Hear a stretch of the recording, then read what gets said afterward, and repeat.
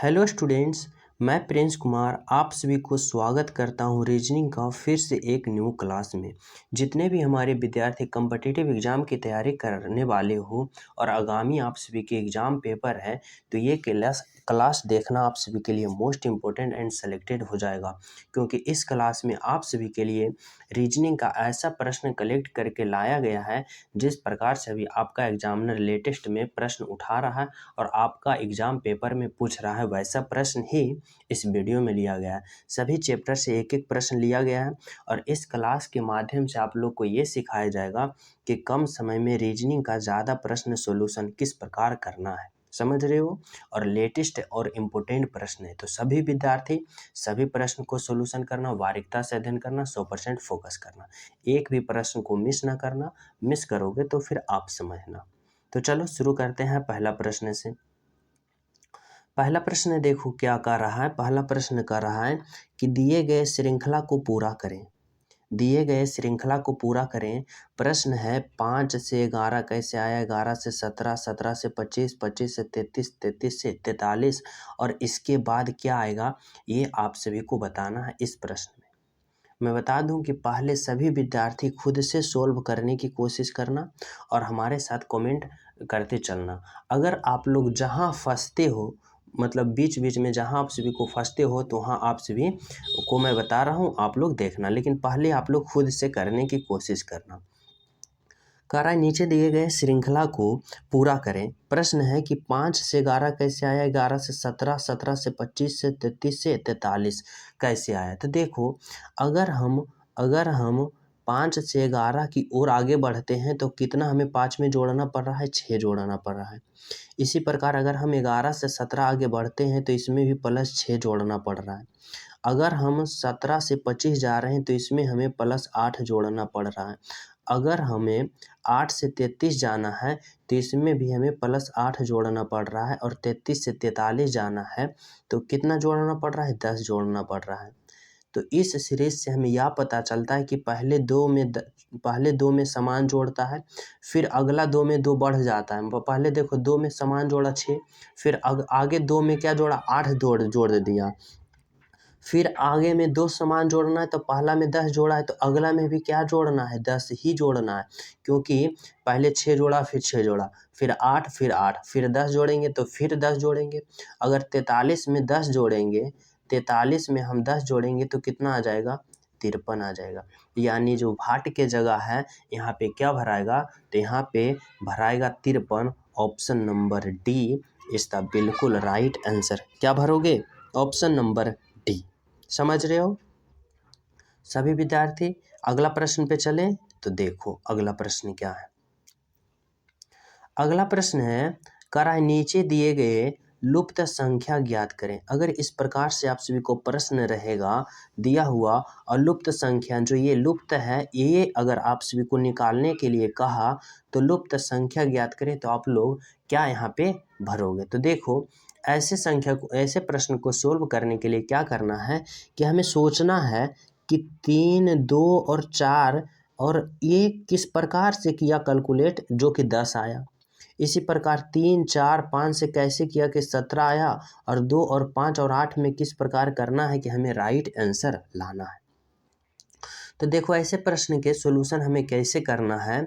अगर हम 3 और 2 को आपस में गुना करते हैं तो चलिए करते हैं, 3 गुना 2 करते हैं और फिर तो 3 दूना 6 आ गया और 6 में हम फिर 4 को ऐड कर देते हैं।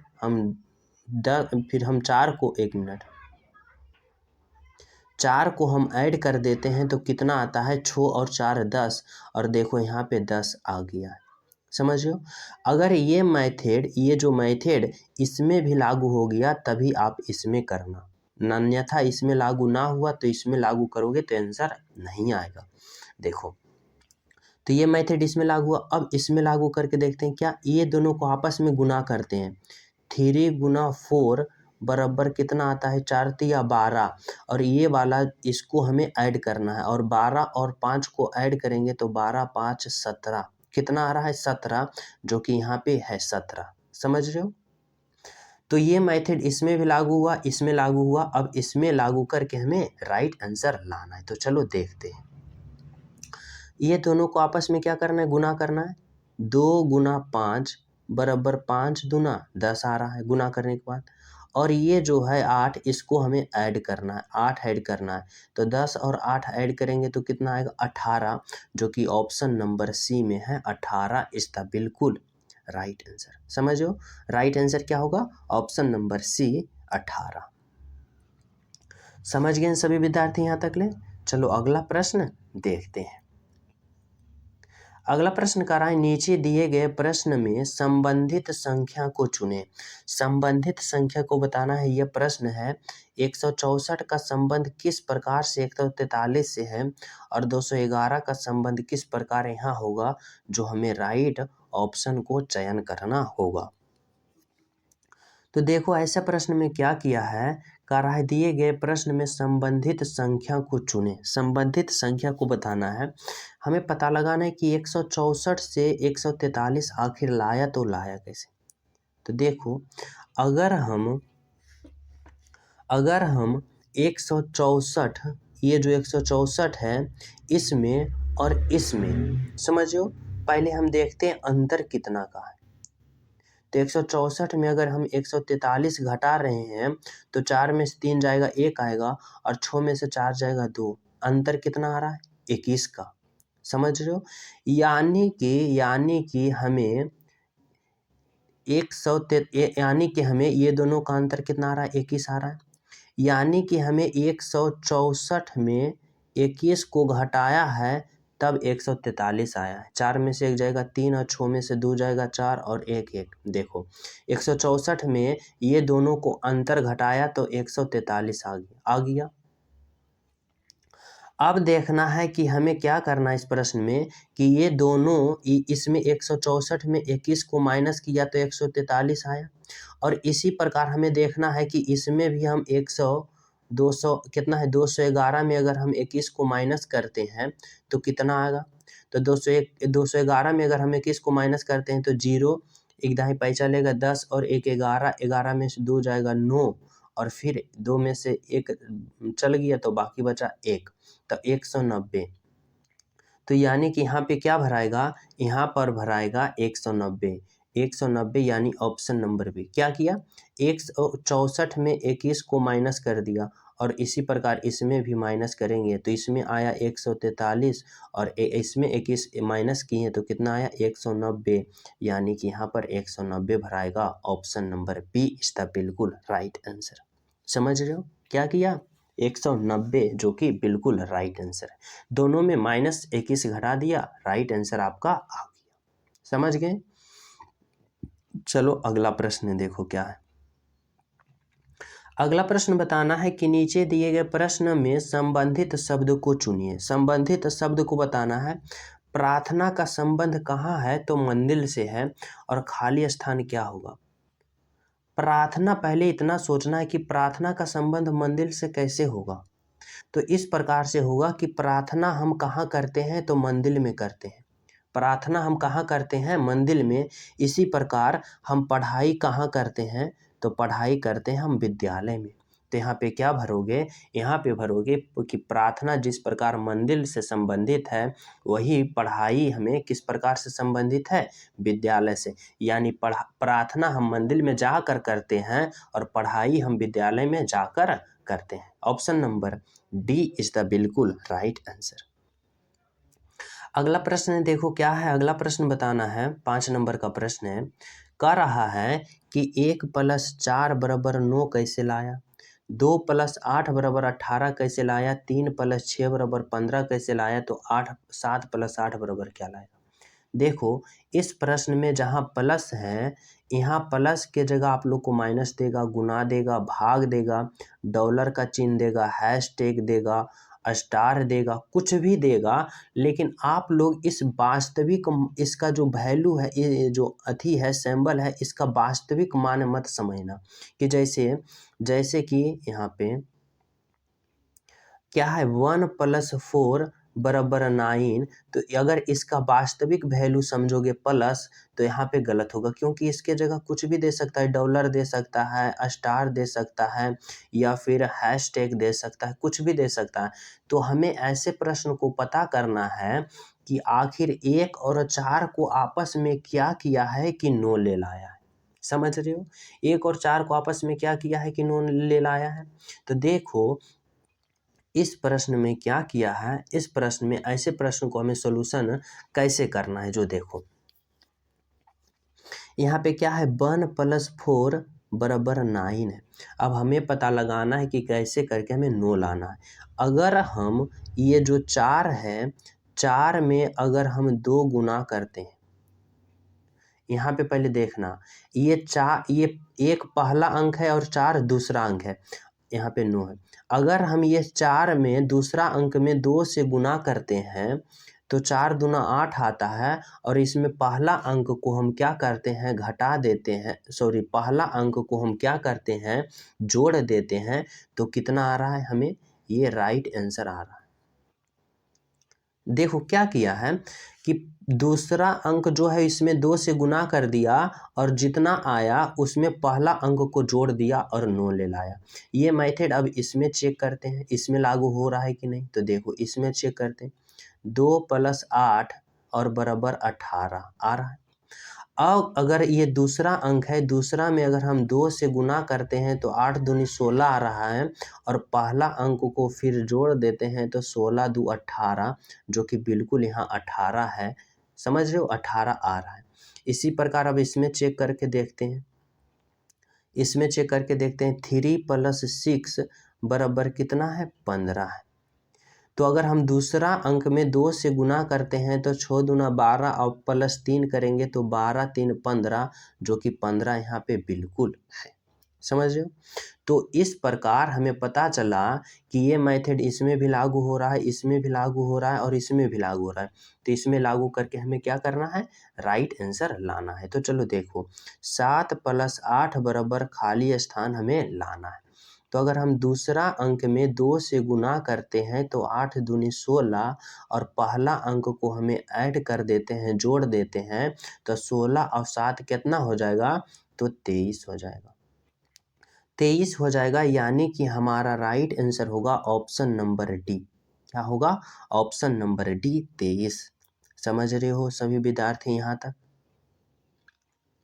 चलो अगला प्रश्न देखो।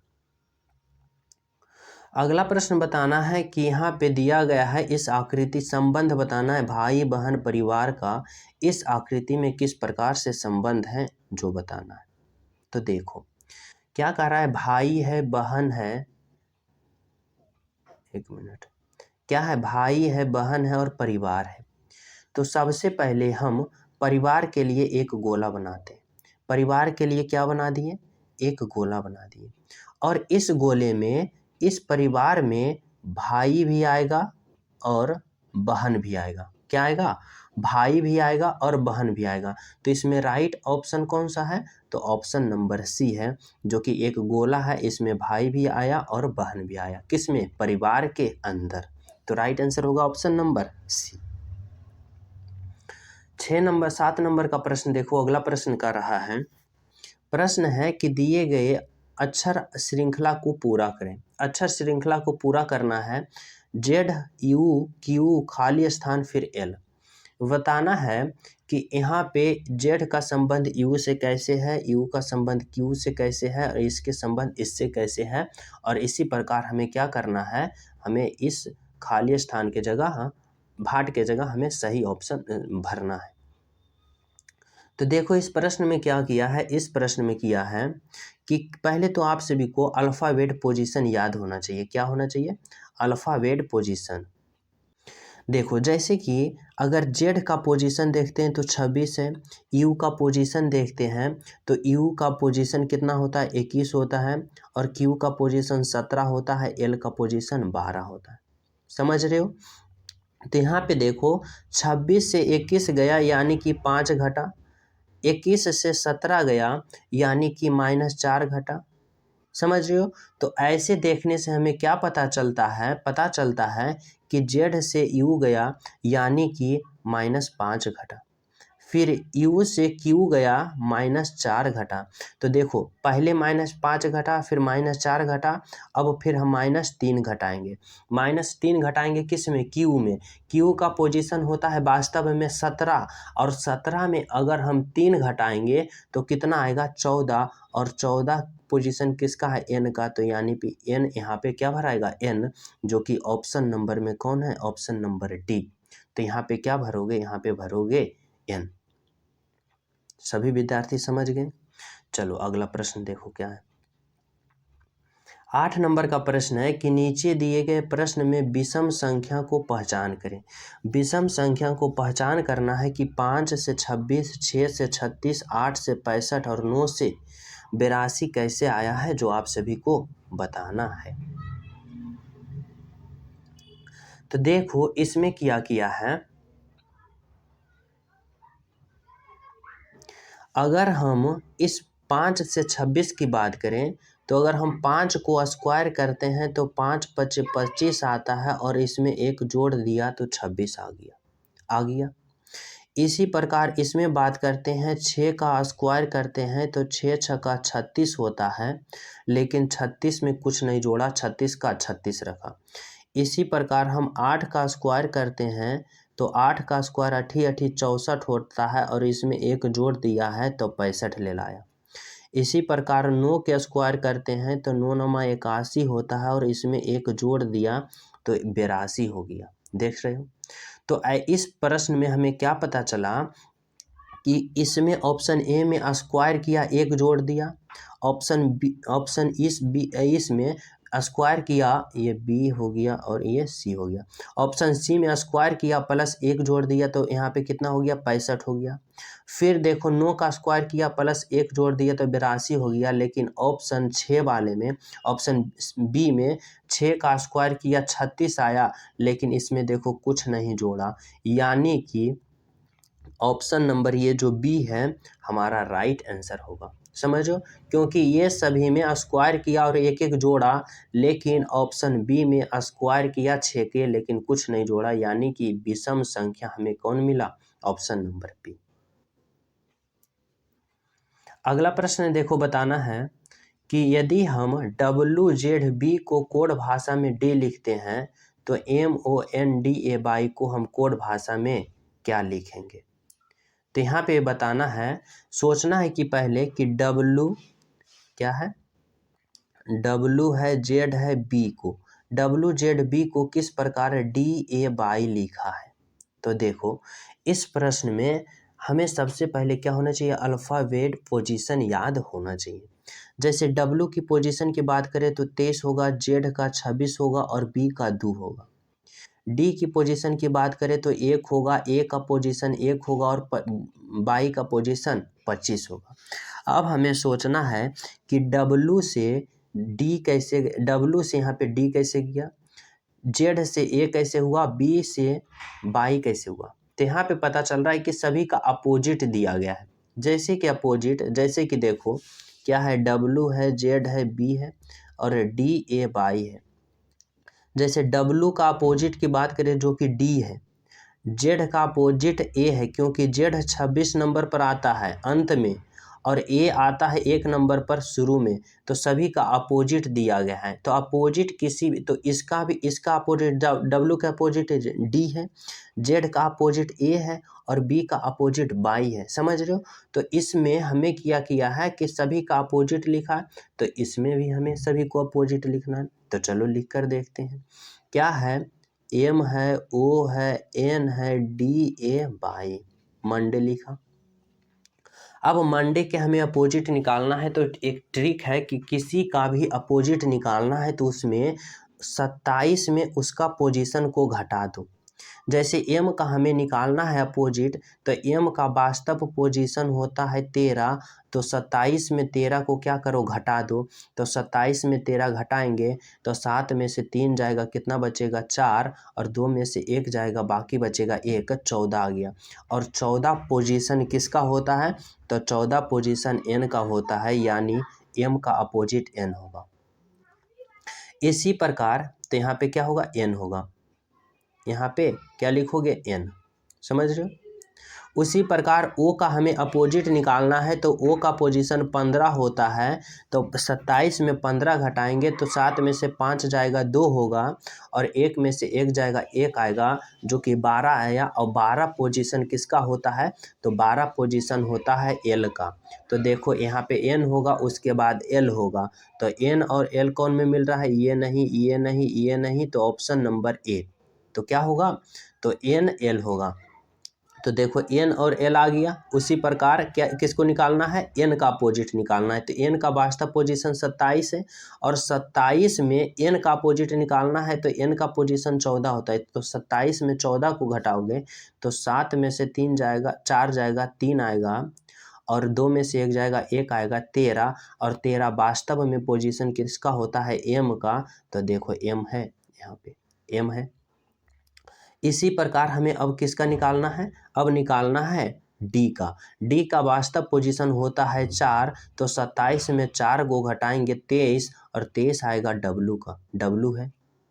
इसी प्रकार 27 में हम ए का पोजीशन निकालेंगे, तो 27 में ए का पोजीशन 1 होता है, तो 1 को घटाएंगे तो आएगा, 27 में घटाएंगे 26, और 26 आता है बी का, जेड का, जो कि जेड लिखा है।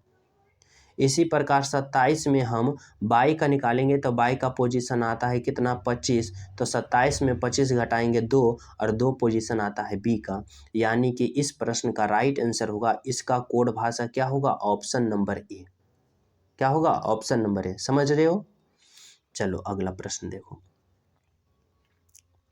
10 नंबर का प्रश्न कह रहा है, पहले कह रहा है कि नीचे दिए गए निम्नलिखित शब्दों का सही क्रम बताना है। सही क्रम बताना है, सबसे पहले छोटा, फिर बड़ा, फिर बड़ा, फिर बड़ा, और अंत में हाईएस्ट पर पहुंचना है। ऐसे प्रश्न को इस प्रकार सोल्व करना है। जैसे कि देखो, बताना है कि किस प्रकार से ये पहले पितामह कौन होगा, पितामह होगा, पर पितामह होगा, पुत्र होगा, या फिर पौत्र होगा, या पिता होगा। तो आप सभी को बताना है कि किस प्रकार से सबसे पहले छोटा से कहाँ चलना है, हाईएस्ट पॉइंट पर। समझ लो। तो देखो, सबसे पहले बात करें तो पौत्र होगा, जिसे हम पोता कहते हैं, जो कि 3 में आएगा। पौत्र के बाद होगा पुत्र, जो कि 4 में होगा। पुत्र के बाद होगा पिता, जो कि 5 नंबर में होगा। पिता के बाद की बात करें तो होगा पितामह, जिसे हम दादा कहते हैं, तो यहाँ पे क्या होगा, 1 होगा। दादा के बाद, पितामह के बाद होगा पर पितामह, तो इसका मतलब ऑप्शन नंबर यहाँ पे क्या होगा, 2 होगा। तो समझना, देखो सबसे पहले छोटा से छोटा से छोटा हाईएस्ट तक चले हैं। जैसे कि समझना, सबसे पहले पौत्र, पौत्र होगा, फिर पुत्र होगा, फिर पिता होगा, फिर पितामह होगा, और उसके बाद फिर क्या होगा, पर पितामह होगा। तो किस प्रकार लिखा है, 3 4 5 1 2, तो 3 4 5 1 2 ऑप्शन नंबर ए में है। तो यानी option number A is the right answer. समझ रहे हो। चलो अगला प्रश्न देखो क्या है। अगला प्रश्न बताना है कि यदि P का संबंध Q, यहाँ पे रिलेशन का, रिलेशन आ गया, ब्लड रिलेशन। प्रश्न देखो क्या, यदि P पति है Q का, और R माता है, Q का, देखो P पति है का, और R माता है S और Q की, तो R और P से क्या संबंध है। तो देखो, रिलेशन, ब्लड रिलेशन बनाने से पहले आप सभी को ये कुछ पॉइंट याद होना चाहिए कि जैसे स्त्रीलिंग के लिए, पहले जैसे फीमेल के लिए हम माइनस का चिन्ह उपयोग करते हैं, और मेल के लिए हम प्लस का चिन्ह उपयोग करते हैं, और माता पिता और भाई बहन के लिए हम प्लस का चिन्ह करते हैं, और पिता के लिए हम इस प्रकार से करते हैं, और पुत्र के लिए नीचे की ओर करते हैं। समझ रहे हो। चलो देखो, अब क्या कर रहा है, समझना है। ऐसे एकदम सिंपल तरीका से आप सभी को बताएंगे, एकदम शॉर्ट ट्रिक से, आप बिल्कुल समझोगे। कर रहा है P का, 1 मिनट, कर रहा है P पति है Q का। देखो P जो है ना, पति है किसका, Q का। तो P पति है, तो पति पुल्लिंग होगा। P पति है Q का, तो Q का अगर पति होगा तो ये पत्नी होगा, तो पत्नी होगा किसका, स्त्रीलिंग। देखो P पति है तो Q पत्नी होनी चाहिए, तभी तो इसमें पुल्लिंग होगा, स्त्रीलिंग है तो इसमें माइनस और प्लस दे दिए। और दोनों पति पत्नी है तो दोनों जोड़ देंगे। दोनों किस प्रकार है, पति पत्नी, तो जोड़ देंगे। कह रहा है पी पति है, पी पति हो गया क्यू का। आगे देखो, और आर माता है एस और क्यू की। आर जो माता है, एक मिनट नीचे लिखते हैं, देखो थोड़ा सा, पी पति है क्यू की, समझ रहे हो। उसके बाद कह रहा आर माता है एस और क्यू की। आर जो है वह माता है, तो आर है माता, मतलब स्त्रीलिंग है तो माइनस देंगे। आर माता है किसका, एस और क्यू का। एस और क्यू का क्या है, माता। एक मिनट, आर जो है, ये आर है माता है, यानी स्त्रीलिंग है किसका, क्यू का और किसका, एस का। तो एस और क्यू का माता होगा, तो इसका मतलब ये दोनों क्या होगा, एस और क्यू भाई बहन होगा। लेकिन एस का देखो, एस का सिंबल नहीं बताया कि यह स्त्रीलिंग है कि पुल्लिंग है, तो इसका मतलब इससे हमें कोई रिलेशन नहीं निकालना। जैसे समझना, कह रहा है आर जो है माता है, आर माता है क्यू और एस का। तो क्यू और एस का दो गो के अगर कोई माता एक होगा तो वह भाई बहन होगा आपस में, समझो। ये दोनों आपस में क्या है, भाई बहन है, ये भाई बहन है और ये माता है। अब बताना है आर से पी का क्या संबंध है। आर से अगर पी का संबंध पूछेगा तो हमें पी से आर का बताना है, समझो। जैसे कह रहा है आर से पी का संबंध क्या होगा, तो पी आर को क्या कहेगा, ये जो पी है यह आर को क्या कहेगा, ये आर को क्या कहेगा। तो पी की पत्नी है और आर क्या है, आर जो है पी की पत्नी की माँ है, यानी पी आर को क्या कहेगा, सास कहेगा। क्या कहेगा, सासू माँ, यानी कि सास। Option number D. समझ रहे हो सभी विद्यार्थी, क्या कहेगा, सास। Option number D. अगला प्रश्न देखो क्या है। अगला प्रश्न बताना है नीचे दिए गए प्रश्न आकृति का दर्पण प्रतिबिंब ज्ञात करें। दर्पण प्रतिबिंब बताना है कि अगर ये प्रश्न के बगल में हम एक दर्पण रख देंगे तो इसका जो प्रतिबिंब बनेगा वह कैसा प्रतिबिंब बनेगा, जो आप सभी को बताना है। तो देखो इस प्रकार से, ये जो दोनों डंडा है, ये डंडा रहेगा ही। तो ऑप्शन नंबर ए तो पहले कट दिया और ऑप्शन नंबर बी कट गया, क्योंकि ये दोनों डंडा के बगल में दोनों गोल गोल बिंदु है, तो नहीं। अब ये दोनों रहा, सी और डी रहा। अब देखो इसका मुंह इस प्रकार से है और इधर मुंह इस प्रकार से है, समझो। तो जब दर्पण करेंगे तो इसका मुंह जो इधर है, इसका मुंह हो जाएगा इधर और इसका मुंह हो जाएगा इधर, और बीच में एक डंडा आ जाएगा, जो कि ऑप्शन कौन में है, ऑप्शन डी में है। कौन में है, ऑप्शन डी में है। देख रहे हो, तो राइट आंसर क्या होगा, ऑप्शन नंबर डी। समझ रहे हो। चलो अगला प्रश्न देखो। अगला प्रश्न बताना है कि नीचे दिए गए प्रश्न आकृति में कौन सा उत्तर आकृति निर्मित है, मतलब सम्मिलित है। तो देखो ये प्रश्न आकृति है और इस चारों ऑप्शन में कहाँ पे सम्मिलित है, जो आप सभी को ढूंढना है। तो चलो देखते हैं थोड़ा जूम करके। देखो अब बताना है कि ये जो इस प्रकार से है, ऐसे है और ये दो गो मिला हुआ है, समझो। ये आखिर किस में सम्मिलित है। तो देखो इसमें तो सम्मिलित है ही नहीं यहाँ पे, क्योंकि इसमें तो दिख नहीं रहा है। इसमें भी सम्मिलित है ही नहीं। ऑप्शन सी और ऑप्शन डी तो गया। ऑप्शन ए की बात करें तो इसमें भी कहीं दिखाई नहीं दे रहा है।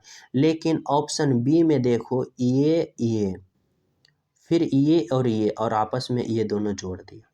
देखो गौर से देखना क्या किया है, ये जो कि हम ये पा रहे, फिर फिर ये पा रहे, और इधर से ये जोड़ दिया, इधर से ये जोड़ दिया, इधर से ये जोड़ दिया, इधर से ये जोड़ दिया। देखो यही आकृति है, देखना गौर से।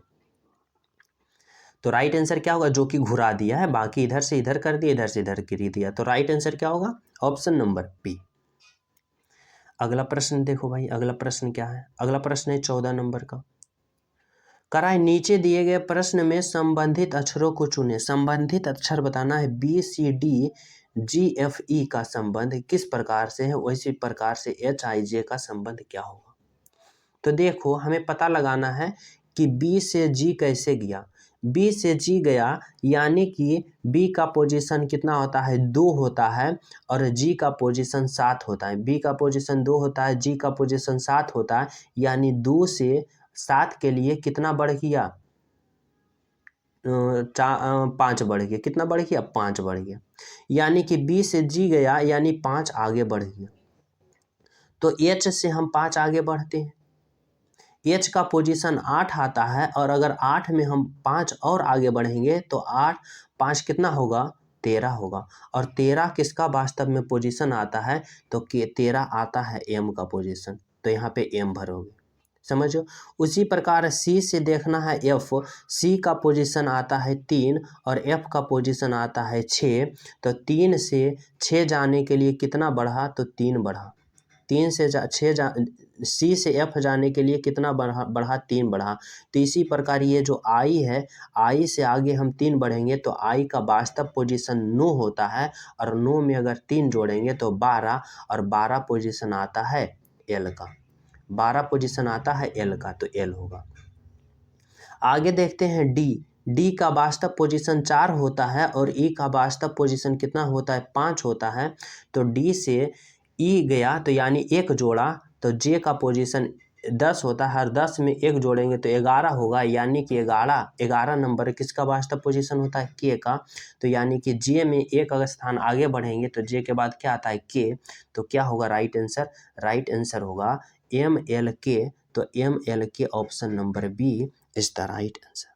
क्या होगा? Option number B. अगला प्रश्न देखो क्या है। अगला प्रश्न है, कह रहा है नीचे दिए गए प्रश्न में विषम संख्या को चुनें। विषम संख्या बताना है कि अंगूर को हम फल कहते हैं, पृथ्वी को ग्रह कहते हैं, प्याज को सब्जी कहते हैं, और सफ़ेद को समुद्र कहते हैं।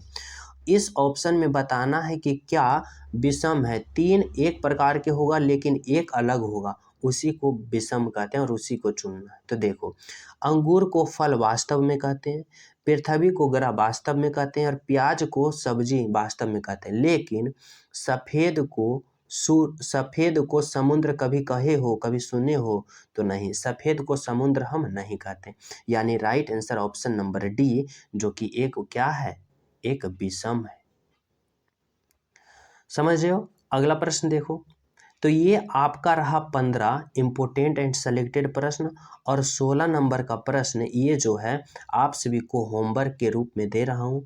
इस प्रश्न का राइट आंसर हर एक विद्यार्थी कमेंट में अभी तुरंत करो। जिस प्रकार अभी सॉल्यूशन कर रहे हो पेन कलम कापी से, उसी प्रकार अभी तुरंत करो, और ईमानदारी पूर्वक इस प्रश्न का राइट आंसर कमेंट में सभी प्रिय स्टूडेंट करना। समझो। साथ ही जो न्यू हो चैनल पे, पहली बार हो, चैनल सब्सक्राइब कर लेना और बेल आइकन दबा लेना, क्योंकि ऐसा इंपॉर्टेंट प्रश्न आप सभी के पास प्रतिदिन पहुंचना अति आवश्यक होगा, जो आपकी एग्जाम में रीजनिंग के सेशन में एक हेलीकॉप्टर की तरह स्पीड बढ़ा देगा सॉल्यूशन का। समझ लो। तो इसलिए प्रतिदिन आप लोग कंटिन्यू हो जाओ इस सीरीज से, और वीडियो लाइक एंड शेयर जरूर करना अपने दोस्तों के पास, साथ ही प्यारा सा कमेंट जरूर करना।